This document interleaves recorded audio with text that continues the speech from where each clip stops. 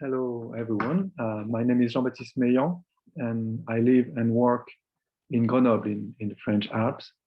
So thanks for watching this video. This is an online seminar, and I would like to thank the organizers of this seminar to give me the opportunity to speak on this joint work with my friend Benjamin Audou. So this is entitled Characterization of Milnor's Reduced Peripheral System. So here's the idea. So Milnor in the 50s defined an invariant of links in 3 space, which we call the reduced peripheral system. And we'll see what his motivations are. But one question that remained open is, what exactly does this invariant see? And in this talk, we'll try to give an answer to that question, actually 2 answers in 2 different contexts, namely the diagrammatics and the topology of links. So I mentioned that this is a paper that you can find on the archive.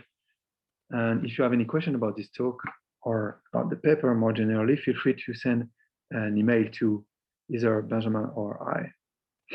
So here's the plan of the talk. This is a very basic plan. So like I said, I will spend some time, well, first of all, defining this object, which will be the main topic of the talk, and more generally put it in a historical context to see why Milnor defined this, what he achieved, and what problem remained unsolved. And then we will see 2 kinds of answer to the main question I will stress in this first part. And these are the latter 2 parts of the talk. Okay. So let me explain what the reduced peripheral system is. Maybe this probably requires recalling what is the peripheral system of a link in 3 space. So I'll start with this very well-known celebrated result by Waldhausen. So this is a consequence of a more general statement, which tells us links in 3 space are completely classified by their peripheral system. What I call a link here and in the rest of the talk is embedded circles in 3 space in A3, and all links are assumed to be oriented and ordered. So each component has a number from 1 to n, where n is the number of link components. And so what is this peripheral system that classifies links? It's the data of some group, pi L, which is nothing but the fundamental group of the complement of the link, together with some elements in this group, which form the peripheral data. So let's see what that is. So for each I, each component I, mu I is a choice of a meridian in the complement of the link. So this is an arc based at the base point and running close to the link, turning around positively once and going back to the base point. So it has linking number 1 with the link. And lambda I is a preferred longitude for the ith component. A longitude is a curve that, again, goes from base point to close to the link, runs parallel to the link component and goes back to the base point. And there are, infinitely many such choices. So we take the preferred one, which is a longitude that has linking number 0 with the component. So when running along the knot, it might have linking with it. So we will fix it by a certain number of twists so that the global linking number of the longitude with the component is always 0. Okay, so that's what we call the peripheral system, the data of the fundamental group of the link complement together with those pairs of elements, mu I, lambda I, meridian, and longitude, preferred longitude. And what does equivalent in the statement of Waldhausen theorem mean? Well, 2 peripheral systems are called equivalent if each pair mu I, lambda I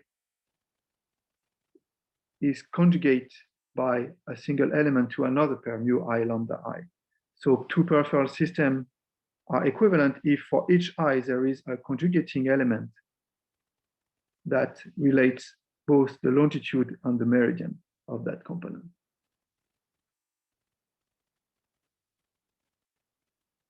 So this notion was formalized by Ralph Fox in the 50s, but you might know that this has been at least implicitly known for a long time, that just the fundamental group of the complement is not strong enough, say, to distinguish the left and, so this is left and this is right trefoil.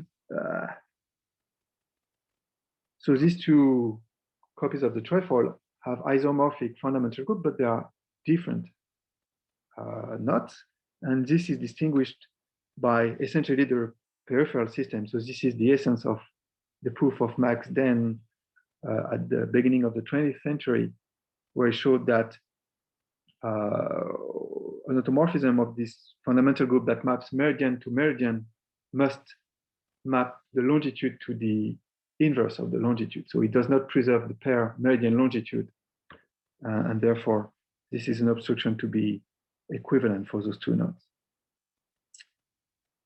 And so before Waldhausen gave in 68 this classification result, it was studied by a student of Fox to study links up to a certain topological quotient. So here I'm referring to the work of John Minor, his early work in knot theory, where he said, okay, we cannot study, before trying to study links up to invariant isotopy, which is obviously a difficult task, let's take a topological quotient, which he introduced in 54, called link homotopy. So let me explain that. Two links in S3 are called link homotopic if there is a continuous deformation from one to the other, such that at each time of the deformation, the distinct component remain always disjoint. But a given component might self-intersect in the process of such a deformation. This is allowed in the definition. In other words, and that's one of the few pictures I will draw, we allow, in diagrammatic terms, self-crossing changes, meaning we allow to exchange the relative position of two strands in the link, provided that these two strands are part of the same component.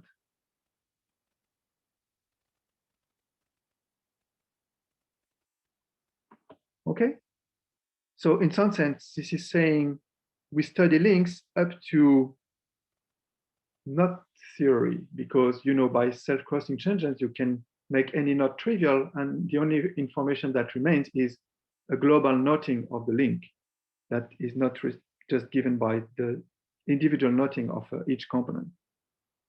So let me give an example with the Whitehead link, which typically is trivial up to link homotopy, although it's not a trivial link. So to see that it's trivial up to link homotopy, let's pick a self-crossing change at the circle crossing here.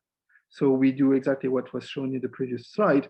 We exchange the over-under information at that crossing, and now you see that the two components can be isotope to two trivially knotted knots. So that's a non-link.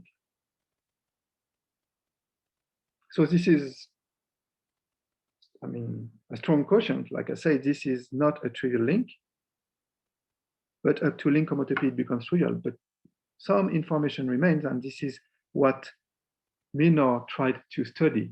What is the remaining information? What are links up to link homotopy? And this is for this purpose that he introduced the reduced fundamental group as a tentative classifying invariant for links up to link homotopy.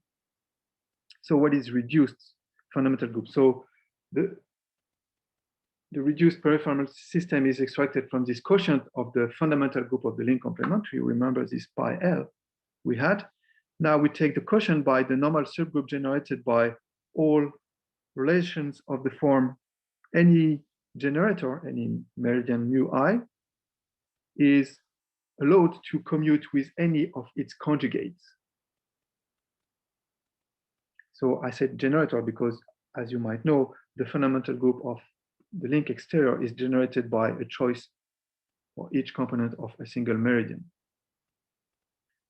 And so this is a reasonable definition to make if you think about it when you study link up to link homotopy, because so mu I really you should think of it as a meridian of a preferred strand, and a conjugate of mu I represents another meridian on the same component, so another strand. And roughly speaking, allowing these two guys to commute certainly has to do with the fact that we allow to exchange the over-under information at a crossing where these two meridians appear. And this is indeed the fact that this group is invariant under link homotopy. And it's stronger than this. We have a whole quotient of the peripheral system that is invariant. So this is what I call the reduced peripheral system. I will say RPS for short, by the way. So what is the RPS? Well, if you start with a peripheral system, so the fundamental group together with those pair of elements mu I lambda I, we take mu I tilde to be the image of each meridian in the reduced fundamental group. And lambda I is the image of or preferred longitude from the peripheral system. But now up to the normal subgroup Ni generated by our meridian. So what plays the role of the preferred longitude in the reduced peripheral system is actually a whole coset, lambda I tilde Ni. This is a technical point that will not play a role centrally in this talk, but you should know that it's not exactly just the image of the longitude that does the job.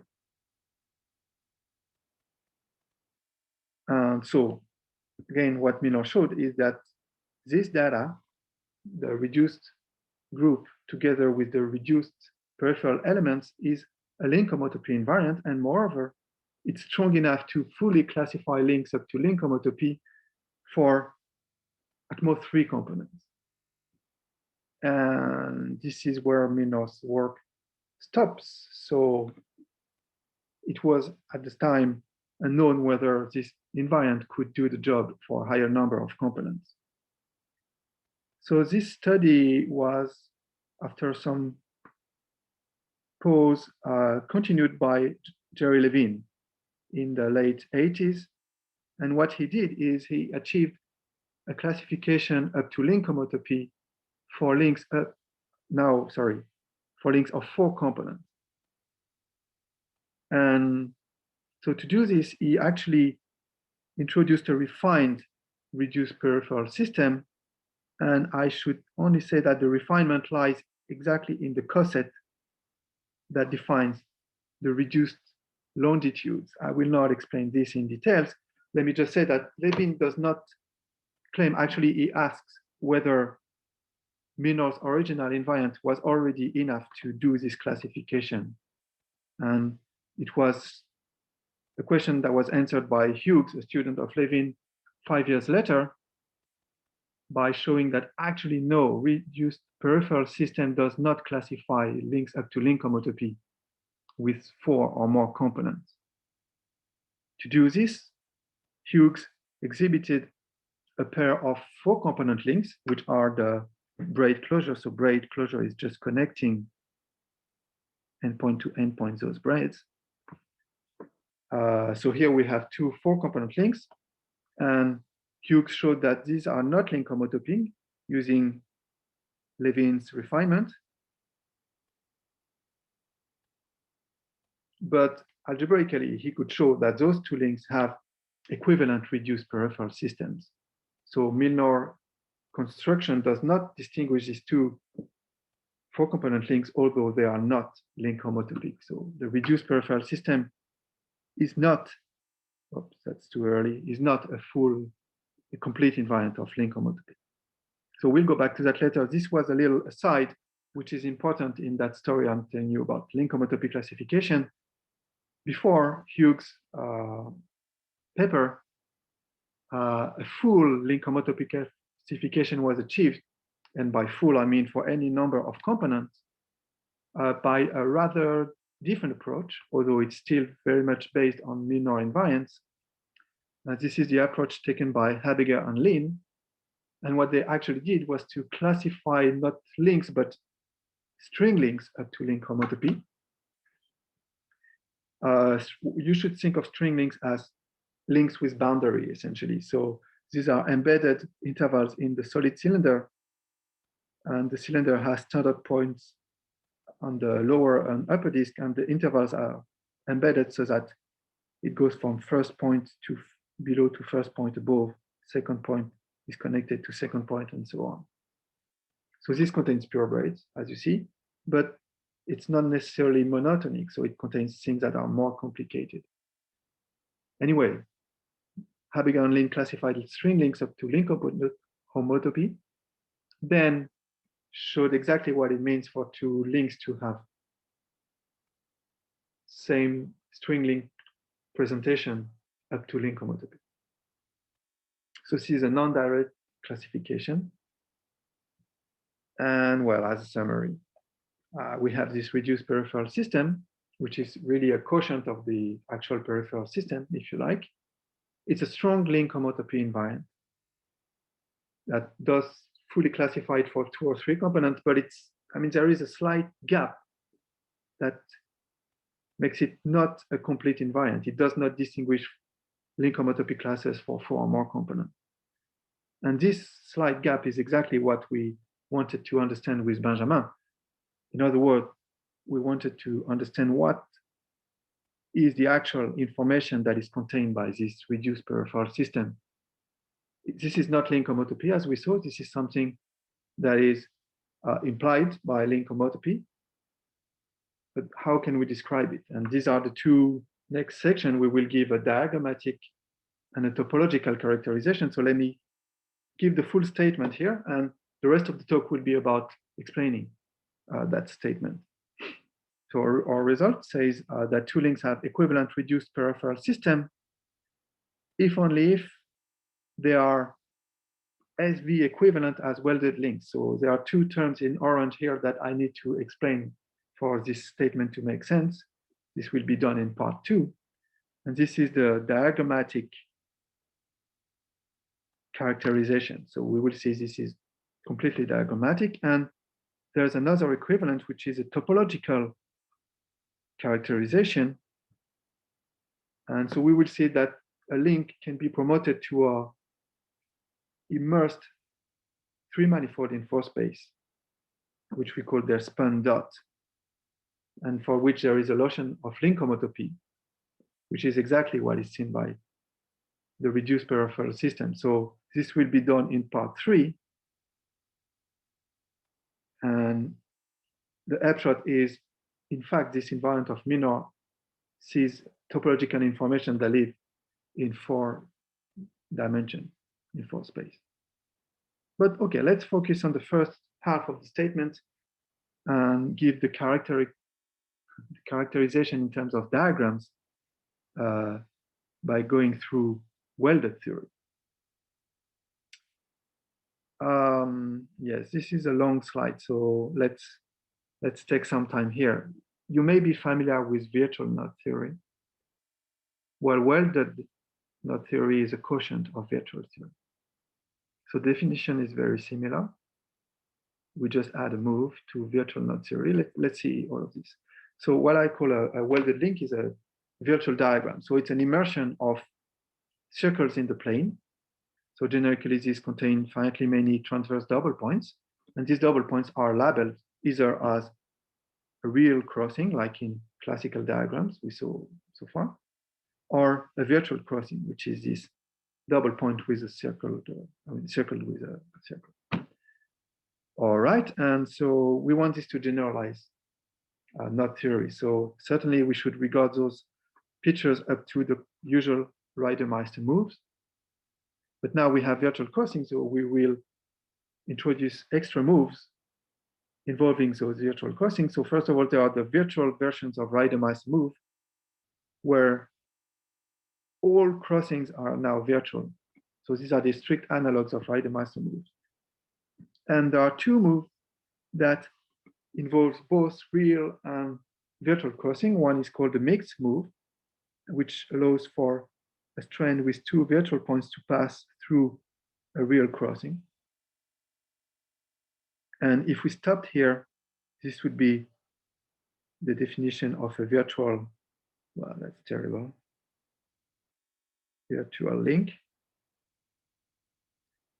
But we want to study welded links, meaning we will further impose this move, which allows for an arc to pass over a virtual crossing. It's O for over in the OC move. Not, however, that we still forbid an arc to pass under a virtual crossing. So this move is still forbidden. And the thing is, welded links, well, they do contain links because a diagram without virtual crossing is a classical link diagram. And they still retain all the information about the fundamental group. And this is one of the reasons that make it relevant for studying topology through welded theory. So let me explain that, or before that, I should draw this example. So this is sort of virtual version of the weighted link we saw before. And we will meet this example again later. Okay, so the thing is we can, to any welded link, associate a group, which will be a generalization of the fundamental group that we saw before. We will denote this group by GL, and it's defined by generators and relations.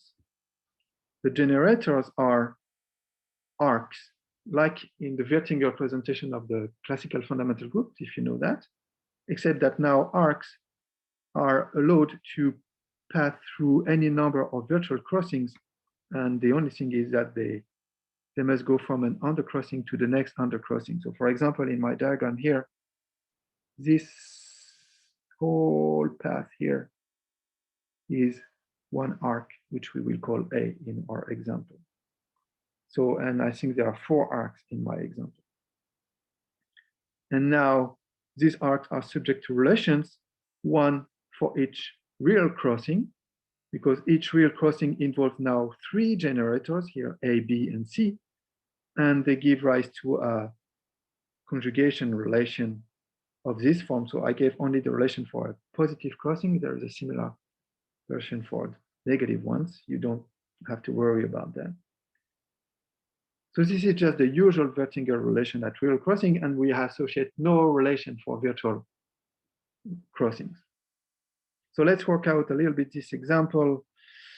So like I said, the purple arc A is one generator here, and there is 2 more generators when we keep running along the first component, and the red arc is the only generator associated with the second component.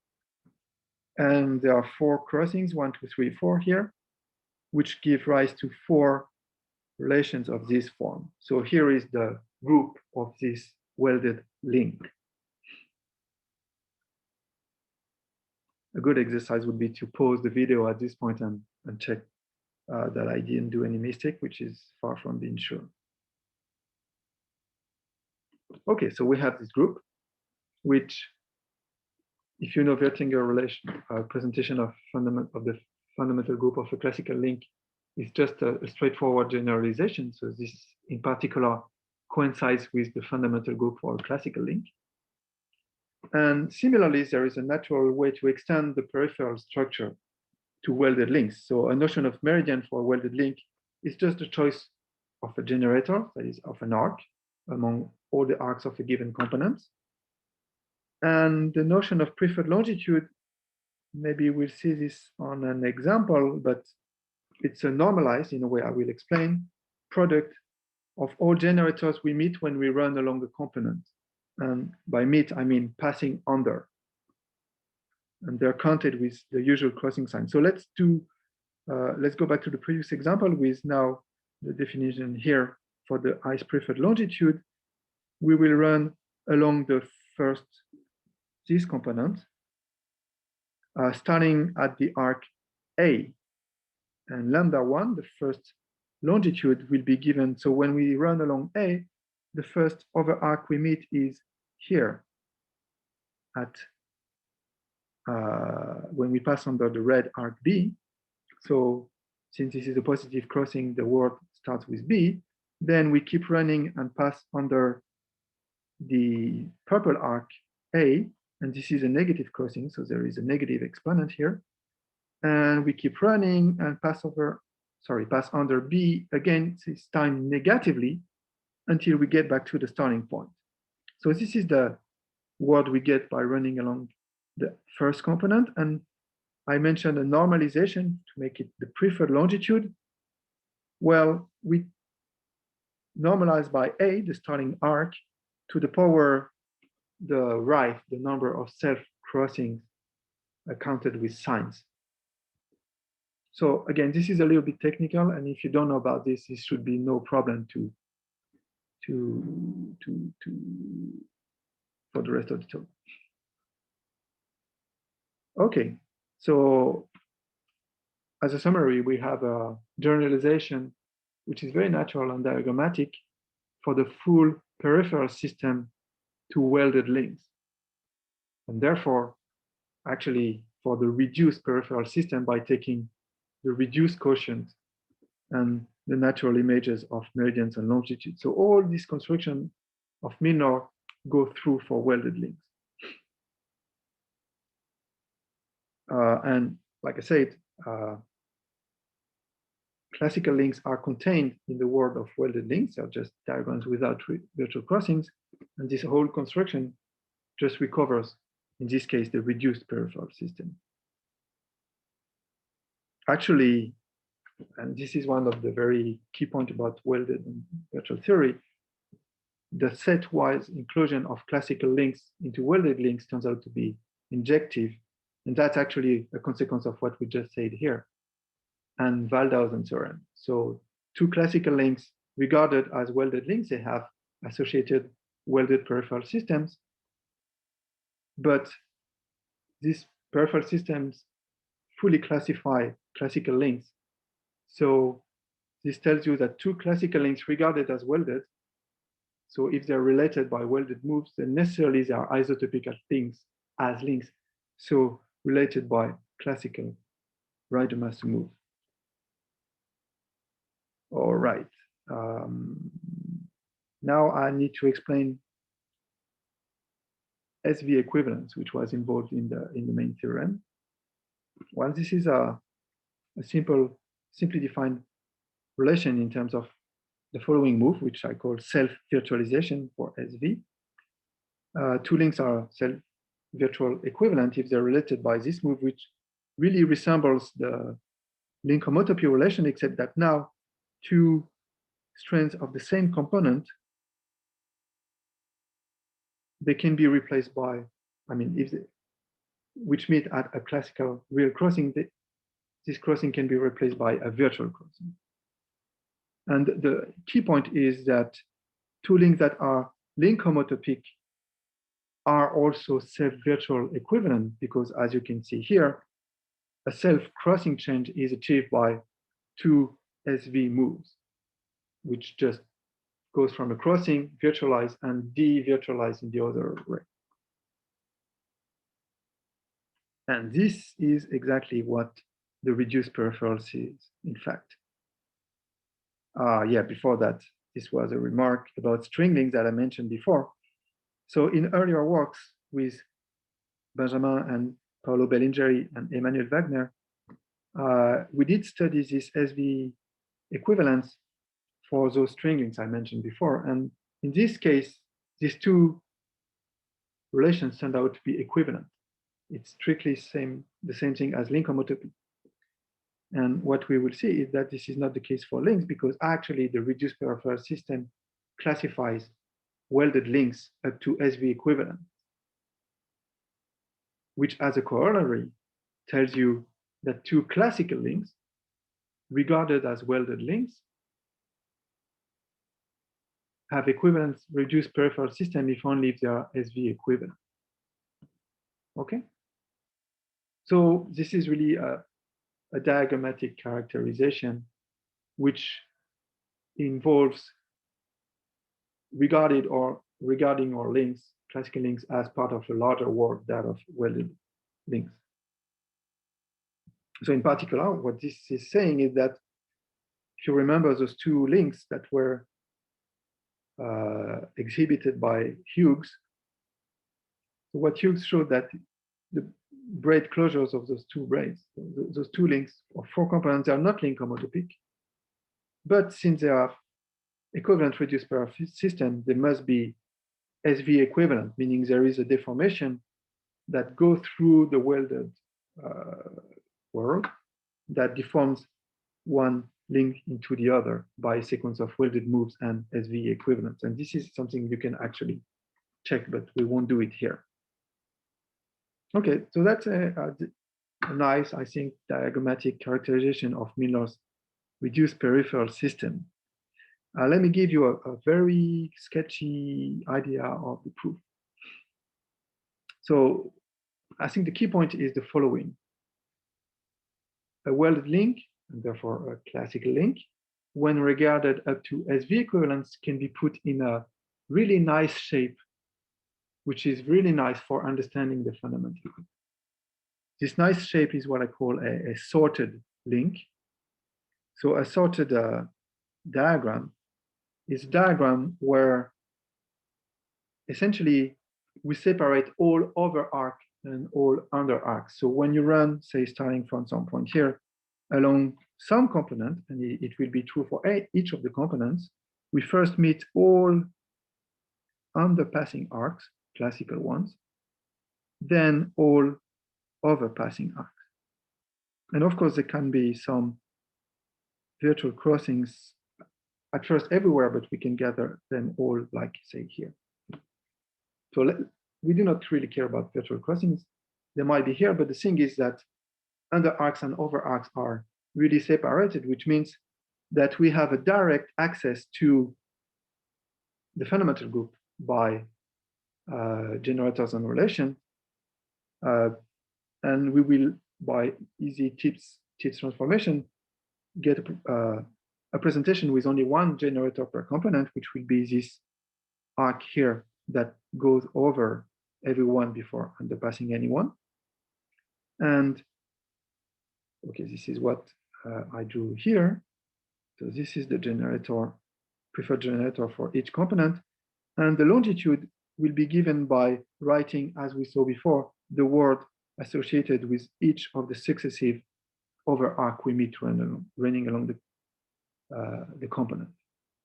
So in practice, it's straightforward to write this presentation. And therefore, we have also direct access to the reduced group by adding the definition we saw for the reduced quotient. So we have a diagrammatic access to the reduced peripheral system. And now all we have to do for two links with equivalent reduced peripheral systems is to realize this algebraic equivalence by diagrammatic moves, meaning by welded moves, and SV equivalence for sorted diagrams, which again are particularly nice. Okay, so this is just a rough outline of the proof.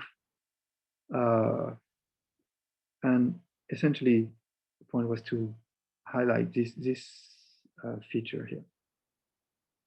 Okay, now we switch a little bit topic, and we are going to give, in the third and last part of the talk, the topological characterization of the reduced peripheral system of links. So I just cut and paste here the statement we had in the main theorem, which still need to be explained, right? So roughly speaking, starting with two classical links, we have a way to build certain immersed three manifolds, which are solid tori immersed in a certain way called ribbon. This is what I will explain in a minute. And there is a notion of link homotopy for these guys. Well, this link homotopy of immersed solid tori is exactly characterized by a reduced peripheral system of the underlying link. That would be the plan for the rest of the talk. Okay, I need to explain ribbon solid tori. So sorry, I will omit the immersed term in what follows. This is already a mouthful without it. So before explaining ribbon solitary, let's recall something you might know, which are ribbon disks. So that's one dimension down. A ribbon disk is therefore an immersion in 3 space of a disk where singularities are ribbon. And this means that they look just as this. And if you look at it, so 2 portions of disk meet transversally along an interval of double points. And one preimage is an interval which lives in the interior of this large piece of the disk, and in the other preimage lives in this thin portion of disk as a properly embedded interval, meaning it goes boundary to boundary. Okay, that's exactly what makes it a ribbon intersection. And so you might know this notion and the notion of ribbon knot that comes with it. So a ribbon knot is the boundary of a ribbon disk. So here is a typical example. This was again something that was formalized and studied by Ralph Fox, like for the peripheral system. And as you know, this is the subject of a celebrated conjecture, which is the slice ribbon conjecture, which is not something we're going to talk about today at all. But this is just meant to say that this is a classical notion in knot theory. And we're going to look at an analog one dimension up. So we're going to look at now solid tori that are immersed in 4 space, and the singularities are all ribbon in the sense that they satisfy a certain condition, which is just the analog of that the condition we saw for ribbon disk. So in some sense, this is the simplest kind of singularity you can get. So we have this solid torus and 2 portions of the solid torus, so 2 solid cylinders that meet along a single disk of double points, which is the red disk here. And just like before, this disk of double points has 2 preimages, one that lives in the interior of the large cylinder, and the other preimage is properly embedded in the thin solid cylinder. Okay. So just like ribbon knots were defined as the boundary of ribbon disk, if you have a 3-ball which is immersed in a way that it only contains ribbon singularities, well, we call it a ribbon 3-ball, and that bounds what's known as a ribbon 2 knot. So here is an example. If you don't know about these kind of pictures, again, don't worry, it's not at all important for this talk. I just want to mention that ribbon 2 knots, so this kind of higher dimensional analogs of ribbon knots, were considered in the early 60s, and I think it first appears in Yajima's work.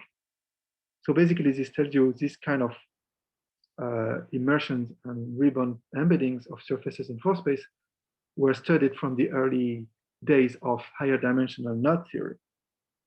So here we don't have immersed balls, we don't have knotted spheres, we have immersed solid tori. So the boundary would be 2 tori that meet in a very restricted way.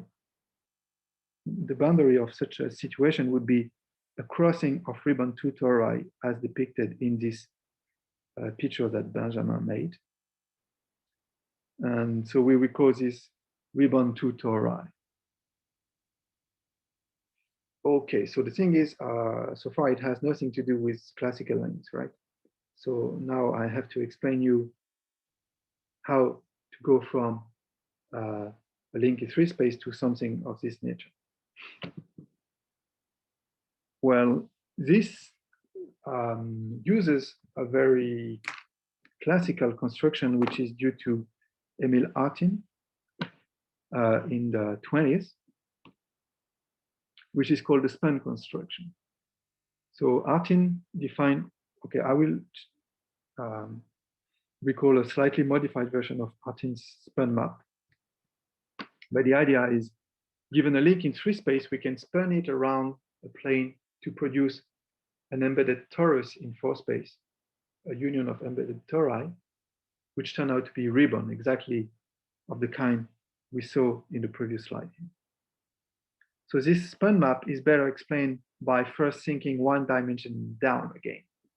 So instead of link in R3, let's look at just a point here in R2.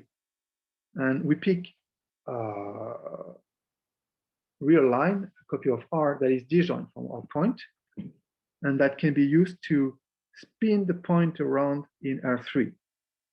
So this is the schematic meaning of this blue arrow here. We spin the point around R in 3 space, and that gives rise to a whole circle of points in 3 space. Okay. Now let's try to do the same thing one dimension up. So we live now in R3, and we have some link, which is schematically pictured by a Peripheral here. And we pick a plane R2 in R3, which is disjoint from our link. So just like in this picture, and we can do exactly the same thing as we saw one dimension down. We can spin the link around R2 in 4 space. And that creates for you something I'm not able to draw, sorry. But you see that each point will give a circle, but now we have a whole S1 worth of points. We have a full knot, and more generally a full link. So we will generate S1 cos S1s in R4, so 2 tori in R4. And what I claim is that they have exactly this property of being ribbon, of the particular type I mentioned before. Okay, so that's a rather standard way to produce, in general, knotted surfaces in 4 space. And in our particular case, ribbon 2 tori in 4 space, starting from a link in R3. Now, we want more than that, and this is why we will define a refined version of the span map, which is the span dot map, which will not just generate 2 tori in 4 space, but actually immersed manifold and reborn solid tori in 4 space. So let's see again this one dimension down. So remember, we had this point in the plane R2, and we had this real line R, disjoint from the point. And we made a whole circle of point by spinning around R. Now, we add further data here, which is we take a generic projection, so just a projection of the point on R in our case, and we keep track of the image of the point along this projection, so what I call the projection right here in orange. And now we're not only going to spin the black point around R, but the whole collection of, the whole projection right. So this will be generating for us a whole disk, right, in 3 space. So the spun dot of the point is this full disk, and the dot means we not only spin the black point, but the whole projection right to R. Okay, but now we're going to do this one dimension up. So this means we are in R3, and we have this link, which is represented by this trefoil that we project onto R2. And generically, this gives us, well, a link diagram, right? But now we keep track of the projection ray at each point. Now, when we span around R2 in 4 space, each black point here, well, that's not black, is it? Will generate a whole disk of points in 4 space. And we have an S1 worth of black points, which will generate a D2 cross S1, so a solid torus in R4. And if we have several components in our link, we will have several solid tori in R4, And again, it's part of the construction, and I just claim here that this will be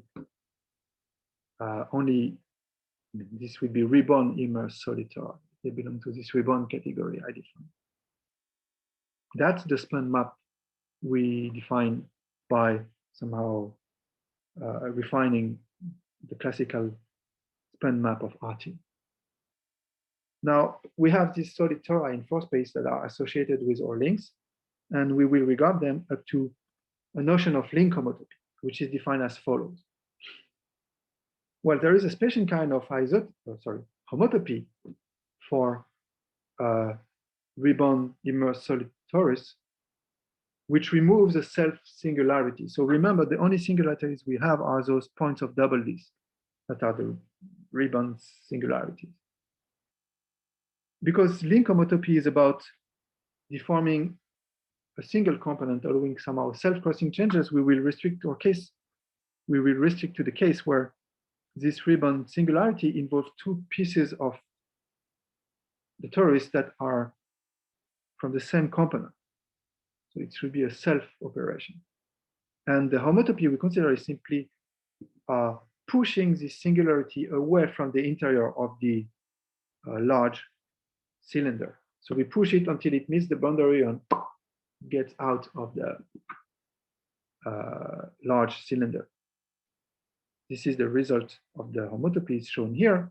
And well, now it is no longer a singularity. So we have 2 disjointly embedded pieces of the solid torus. So this basic link homotopy removes for you, by a continuous deformation, a self-intersection of a ribbon solid torus. And really, you should really think of it as a 4-dimensional analog of this SV relation we saw that we saw for welded links, which replaces an actual crossing. So these are the actual crossings in 4 space into no crossing, a virtual crossing. There's no crossing between those 2 cylinders. So that's an analogy, but actually it's not just a picture. This is actually what the result we have says. The reduced peripheral system of 2 classical links are equivalent if only if this spun dot immersed 3 manifold we build from them are link homotopic. So this gives us a topological exact characterization of the information contained by Meilhan's reduced peripheral system. And well, it's a fun thing to see that this 3-dimensional invariant actually sees a 4-dimensional topological information in some sense. So that's the second half of our main theorem. Again, I can try to give a brief sketch of proof. This might not be super clear if you have not seen any of these ribbon torus links before. But again, I don't mean to give any precise explanation, just a rough sketch. So the thing is, there is another procedure that is known that starting from a welded link, so in particular a classical link, and that builds for you a ribbon 2 torus links since that we have built by the span map. And this is what Shin-Sato defined at the very beginning of this century and called the tube map. I will not define this map. It's very well explained in Sato's very nice paper. And this tube map, actually, we can also refine it, enhance it to a tube dot map that, starting from any welded link, produces ribbon solid tori, so the exact same kind of 3-dimensional immersion in 4 space. And the thing is, and this is already more or less clear in Sato's paper, the thing is that if L is a classical link to start with, so no virtual crossing, then this tube dot map gives the exact same object as the span dot map we've defined before, which, by the way, is only defined for classical links, not for welded links. So we have 2 constructions that produce the same object, but this tube map is related to welded links more generally. And welded links, we know how to tackle the reduced peripheral system from them. It's by looking at self-virtual equivalence classes. And we use this to build this one-to-one correspondence between welded links up to self-virtual equivalence and ribbon solid tori up to this link homotopy we define. And this is not really difficult. And now, since the reduced peripheral system classifies welded links, as we saw in the first part of the main statement, we have, as a consequence, our topological characterization of the reduced peripheral system. And I think that's it. I hope you enjoyed this video. And like I said, feel free to send an email if you have any question. And thank you for watching.